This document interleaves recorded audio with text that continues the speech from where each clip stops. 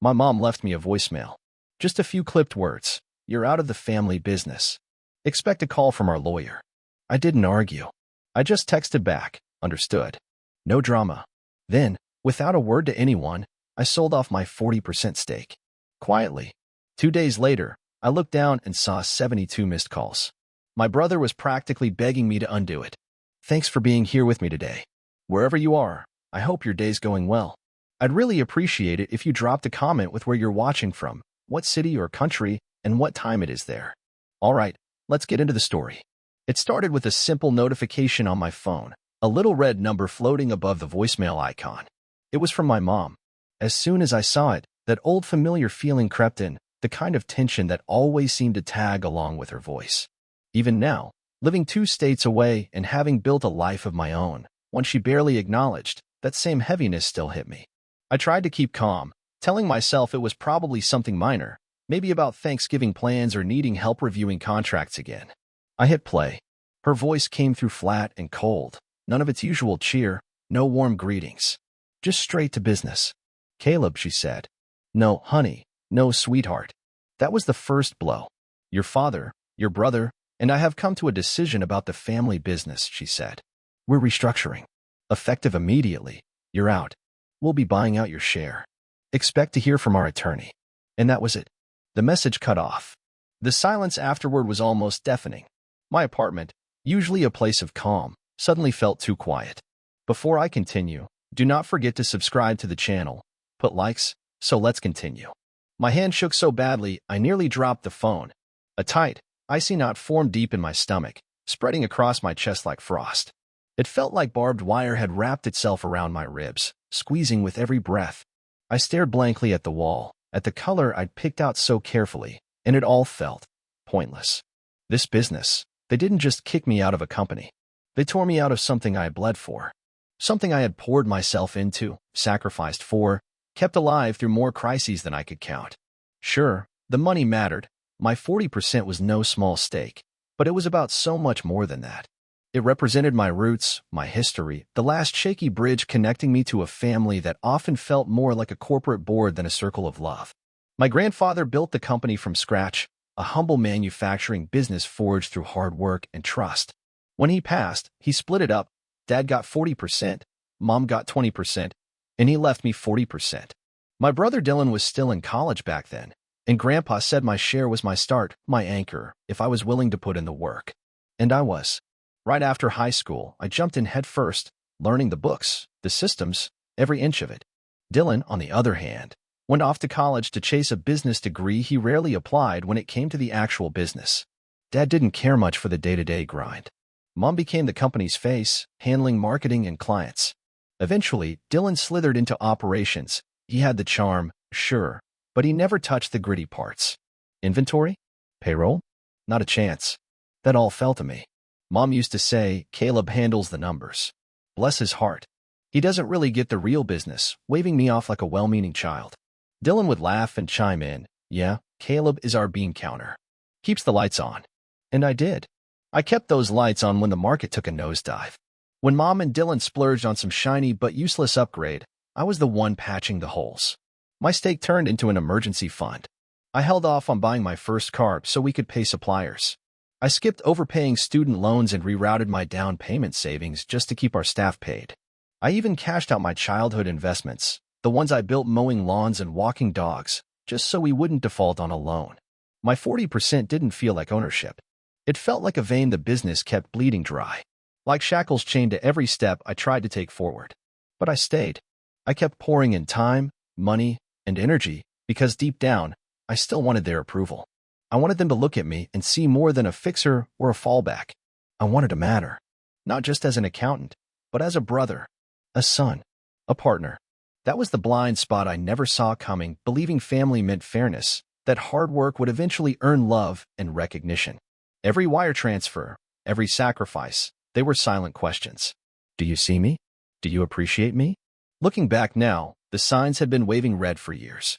I was left out of meetings that Dylan, who barely understood the financials, got to attend. Decisions were made without my input, decisions that wrecked our numbers. I'd only find out once the books stopped balancing. Mom always brushed off my suggestions with that sugary, condescending tone. Dylan constantly talked over me at family dinners when business came up. He and Dad would huddle in corners, leaving me out, like I didn't belong. This wasn't just about money. It was about being quietly cut out, like someone fading from an old photo no one cared to remember. And the trust, the belonging, it had been slipping away for a long time.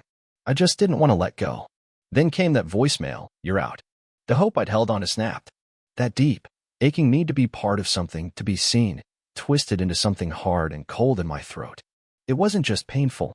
It was betrayal. Plain and brutal. I didn't reply right away. I couldn't. I sat in the quiet, listening to the hum of the fridge, the ticking clock, the weight of her words echoing louder than any sound in that still apartment.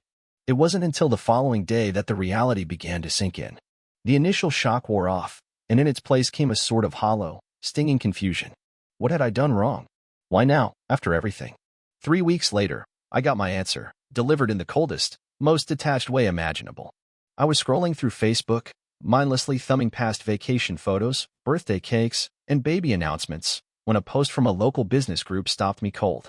There it was, a photo of Mom and Dylan, standing beside a man I didn't recognize. All three of them grinning like they'd just won the lottery. The caption read, "Exciting new chapter. Family business name is thrilled to announce a major partnership that will launch us into a bold era of growth." It felt like reading my own obituary, right there in between beach selfies and wedding announcements. They had signed a significant deal, one that would impact the business's structure, its finances, its entire future. A business in which I still owned 40%. And I found out about it on social media. The betrayal wasn't just the voicemail. It was the erasure, the way they cut me out so casually, so completely, that they didn't even think I deserved a phone call. It was public humiliation dressed up as progress. I called Mom. She answered like I'd asked about the weather. "Oh, that," she said, breezy as ever. "Yes, we meant to tell you. It all happened so fast." "Fast?" I said, trying to keep my voice steady. "Mom, this is a major partnership. This affects my share of the company. Why wasn't I involved? Why wasn't I even told?" She let out a sigh, long and tired, like I was a child making a fuss. "Caleb, we didn't think you needed to be involved. You're not here day to day. It was complicated business stuff. We handled it." There it was again, that same sweet, sharp tone she used when I was 6 and insisted I could help carry groceries. But now it sliced deeper. Then Dylan's voice popped in on speaker, all smug confidence. "Yeah, man. You're just the money guy. Let us handle the real decisions. You wouldn't get it anyway." That landed like a punch to the gut. Just the money guy. It was a phrase they used often, a kind of family joke, but this time it didn't sound like a joke. It sounded like the truth, or at least their truth. All the years I spent bailing them out, sacrificing my future, keeping everything afloat, reduced to that. The anger that followed wasn't fiery or loud. It was cold, focused. A switch had flipped. That fragile hope I'd clung to for so long, the hope that they'd one day see me as a partner, a son, a brother, wasn't just gone. It had been ripped away, shredded by their words and their actions. And suddenly, everything was clear. This wasn't a misunderstanding. It wasn't carelessness. They hadn't forgotten me. They had excluded me. Deliberately. After that call, I went silent. They probably expected me to blow up, to plead, to try and claw my way back in. That's what the old version of me might have done. But that Caleb? He was gone. The voicemail. The Facebook post. The dismissiveness. It changed me. I was done bleeding for people who saw me as nothing more than a walking ATM. They wanted me out? Fine. I wasn't going to fight their fight, the emotional, tangled, unwinnable one. I was going to fight on my own terms.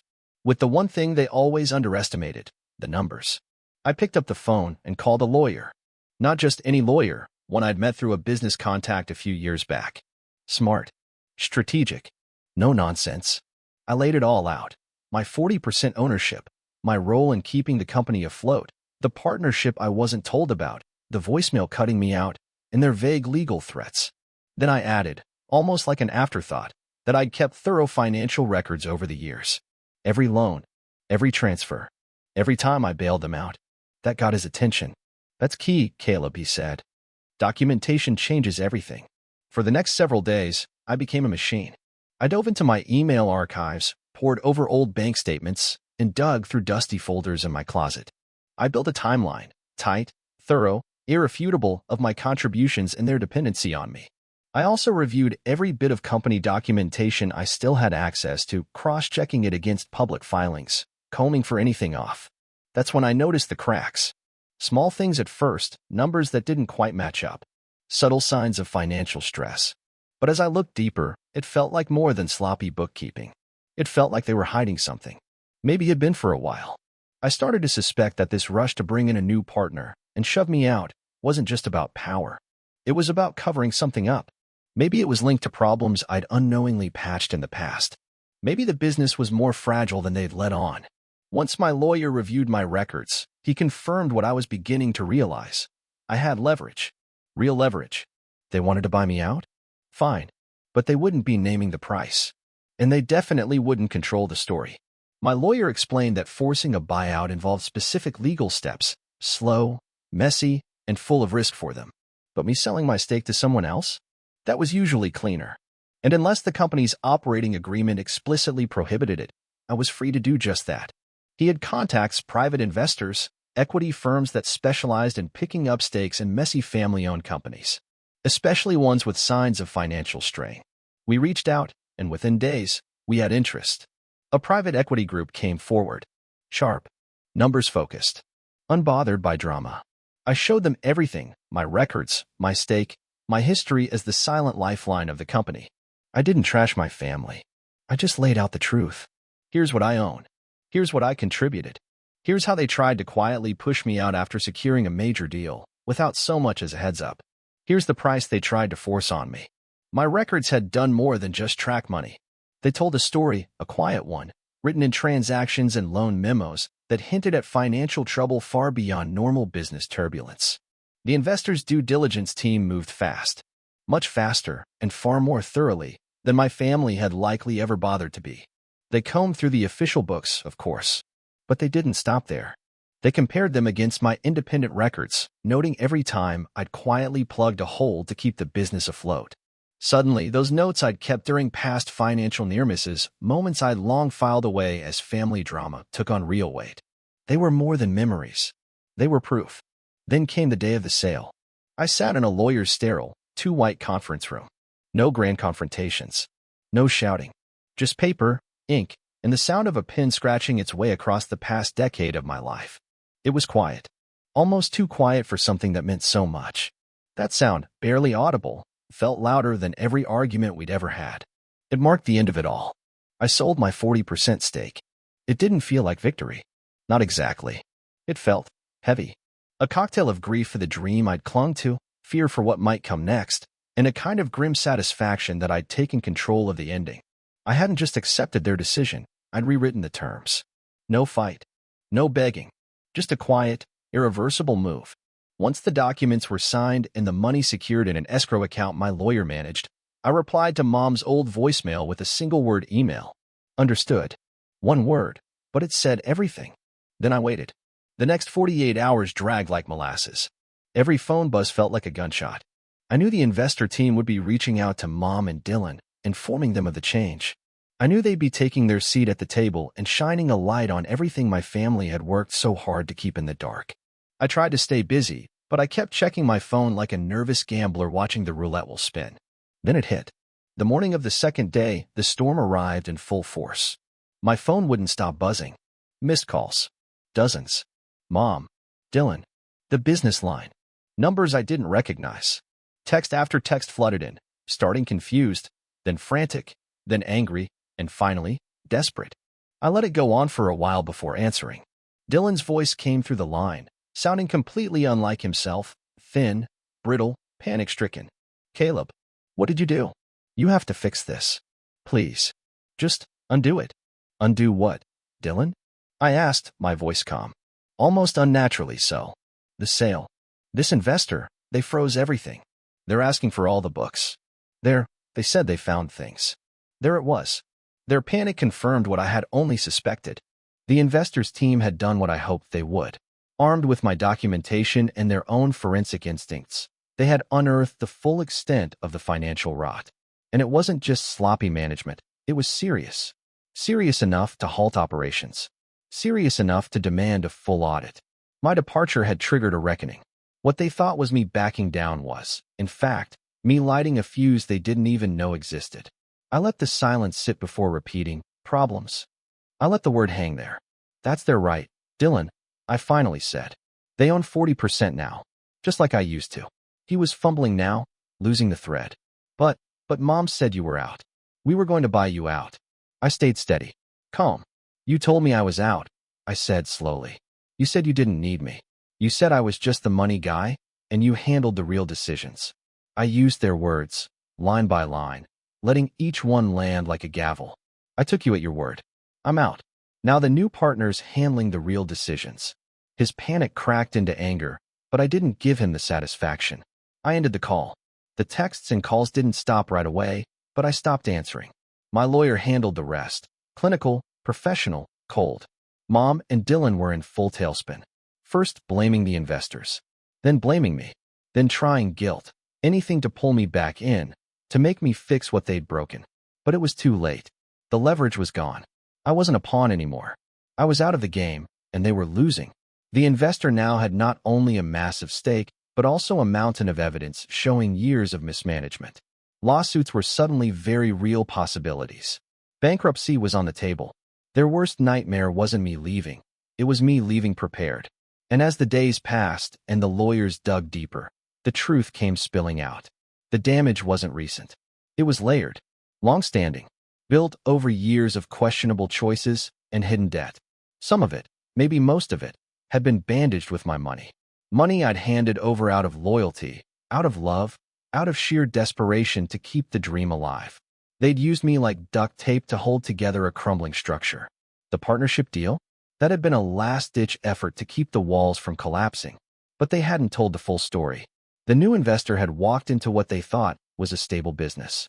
Instead, they found a minefield. And my quiet, clean exit was the trigger that set everything off. Maybe the lie went deeper than I ever realized. Maybe that broken promise about my 40% stake, what Grandpa supposedly intended, what they led me to believe, was never real to begin with. Perhaps they always knew the business was built on shaky ground, that my share wasn't worth what they claimed, that it never would be. The truth may have emerged not just from my records or the auditor's sharp eyes, but possibly thanks to someone on the inside, a quiet ally.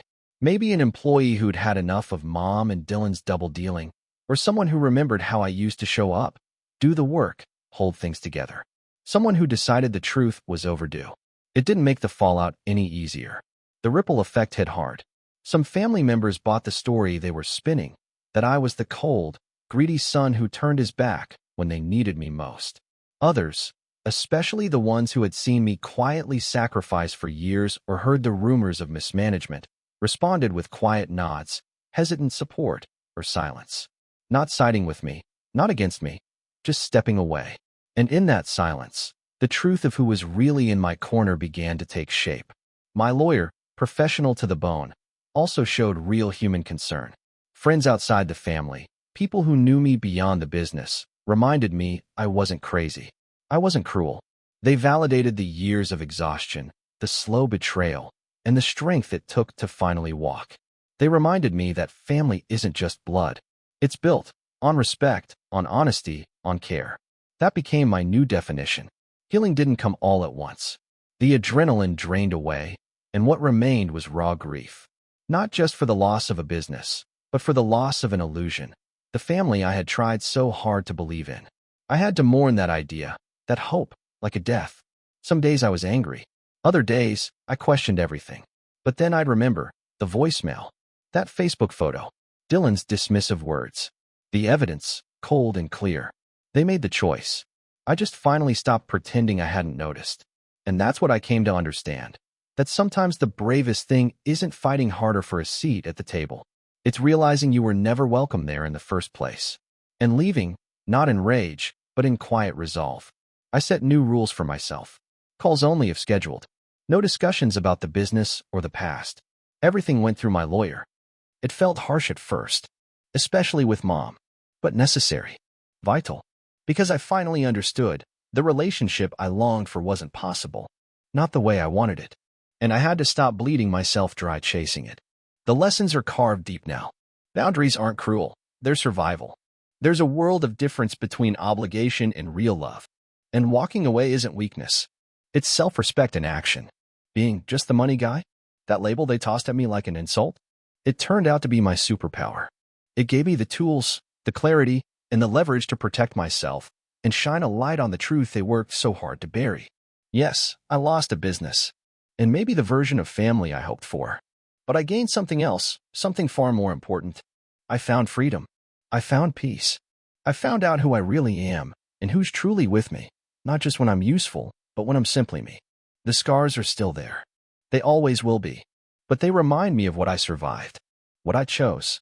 My relationship with Mom and Dylan? Fractured. Maybe forever. But I'm no longer carrying the weight of trying to fix what they broke. The day I signed those papers, it wasn't just a transaction. It was a liberation. My own quiet revolution. It wasn't the ending I ever imagined for our family story. But it was the beginning of mine. It hurt. It was messy. But now, standing on solid ground, my own ground, for the first time in years, I know with absolute certainty, I did the only thing I could. Because sometimes, the hardest boundaries to set are with the people you once loved the most. What would you have done?